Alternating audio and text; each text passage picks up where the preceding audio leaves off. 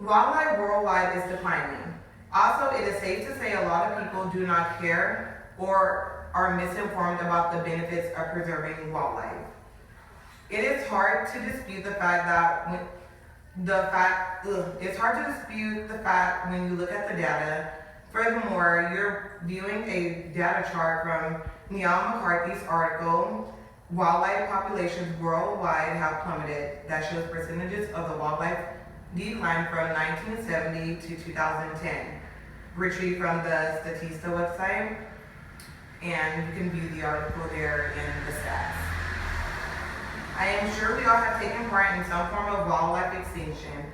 For example, air pollution, adding toxins and contaminants to their habitats, even sometimes ecotourism. I'm sure that all of us will learn something that we did not know about the preservation of wildlife after this speech.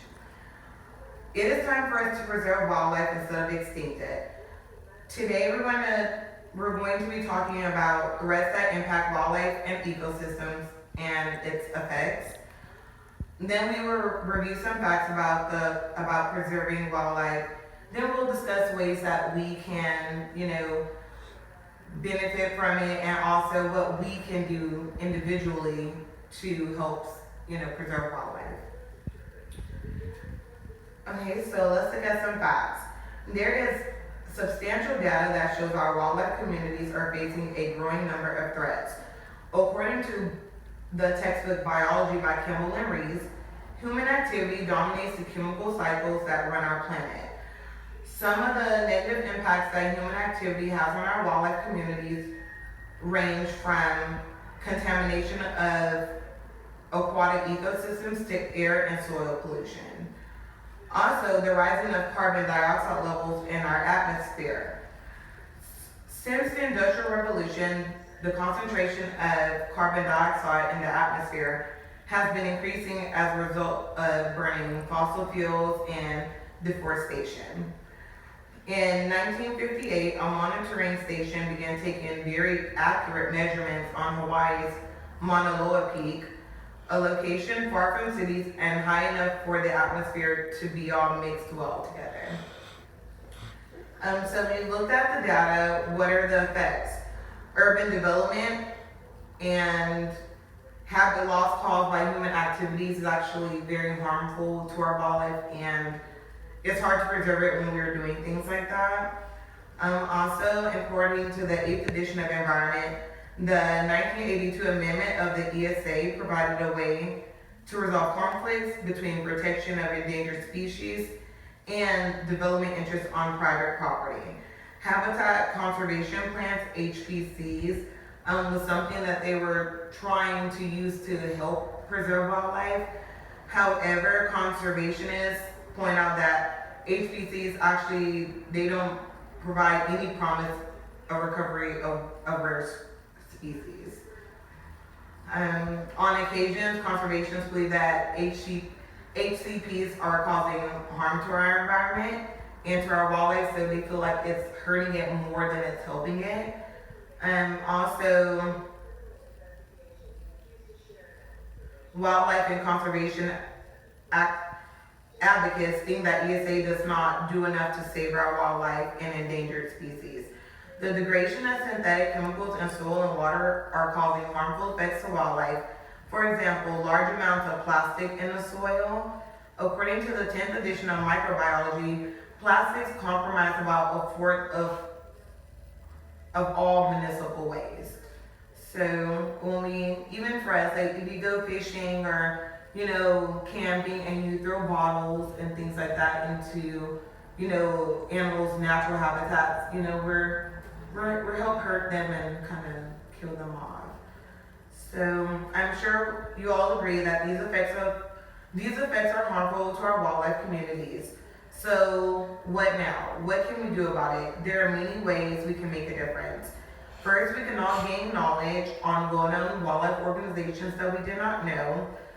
We could take some time to research on wildlife organizations that resonate with us, because what may work for me may not work for you guys. So you can find Also find some articles on goodnet.org, and they posted a video on the website called 11 Wildlife Organizations That We Should Know, and it was retrieved from the goodnet.org website.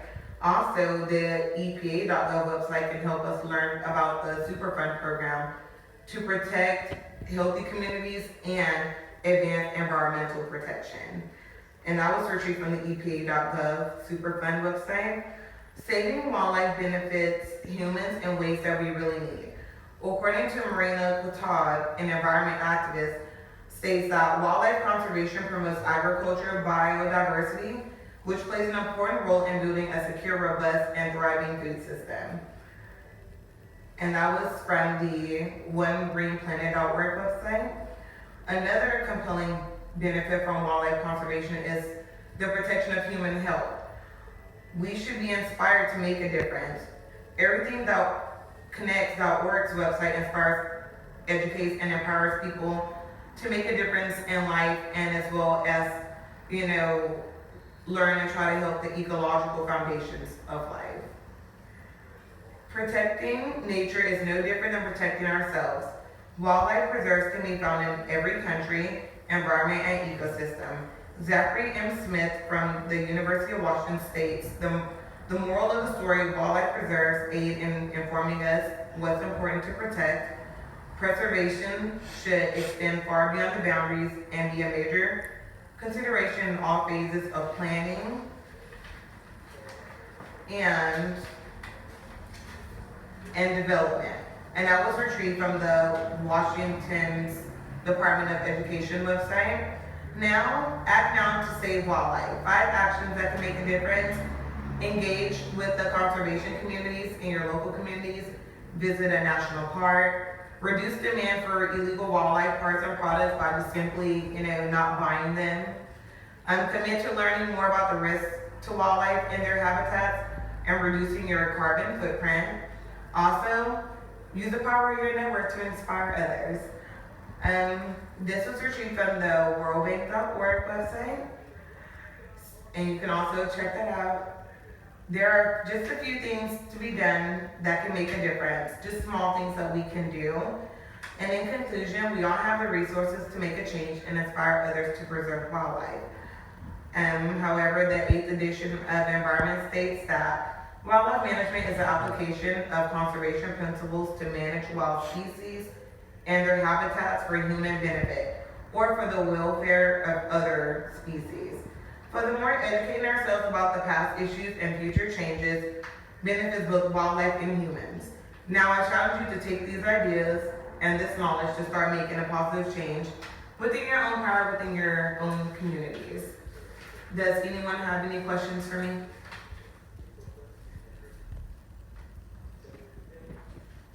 What are some good local wildlife conservation things like national parks, state parks? Yeah, state parks, national parks. We've talked about the Big Thicket Reserve, and there is also, and we go to the botanical gardens too. So, there's just local things you can do. Volunteering, find out organizations that you like, volunteer, and I'm pretty sure everybody needs a little help. So, it'd be good for them, it'd be good for you. Anything else? Also, the whole plastic thing, and we have a plastic container at the house that we recycle, but we're the only one in our block that has that loop, and it taxes more for our water, and that's fine, but I wish that the city wouldn't be a more approach on recycling plastic, since it does do a lot of damage to our earth. Yes, it does. And if y'all recycle, that's great. But, there's ways for us to inspire other people to recycle. Just little things. Even you just help them. You see something on the ground nearby, even if it's not yours, just pick it up. And recycle it. So, anything else? Any other questions? Well, that's it. Thank you.